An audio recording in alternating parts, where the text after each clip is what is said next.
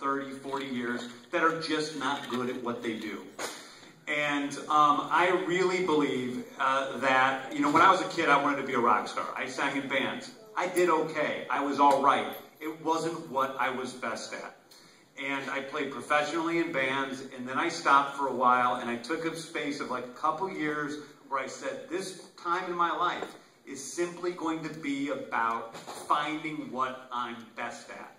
And I really believe that happiness in life does not come from following your dreams. It comes from following what you're really good at, discovering what you're really good at, and doing that. And I think everybody in this world, and this is my belief, has a wonderful gift. Maybe that gift is, you know, cleaning windows on skyscrapers. But if you really discover what you're good at and you do that, you're going to love your life. And I love my life doing what I do, but it is not what I originally anticipated doing. I fell into the film industry. It found me. I was good at telling stories. I was good at making movies, which I did start doing when I was a little kid. But it was one of many things that I did. And I really think that everyone should just discover what they're good at. And, you know, maybe you're in filmmaking, and maybe all of a sudden you say, hey, I really want to be a director, but you know what? I'm a hell of a good production designer. I am great at production design. And I think your life is going to be a happier one, other than trying to follow something that you may not be the best at. How did you get into movies? Weren't you a novelist? I was in school. I was writing. I was, you know, I wanted to be a novelist, and I put out a novel. But before that happened, I needed part-time work.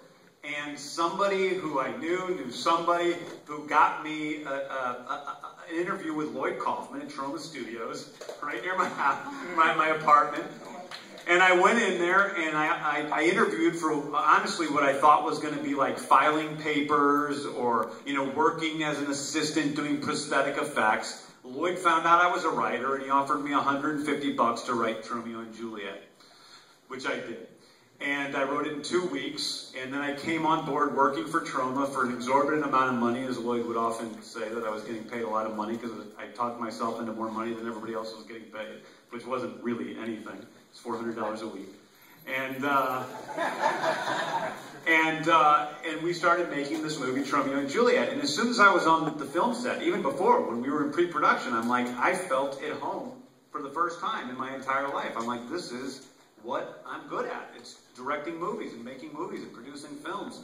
And that's what I am really good at, and I liked doing it.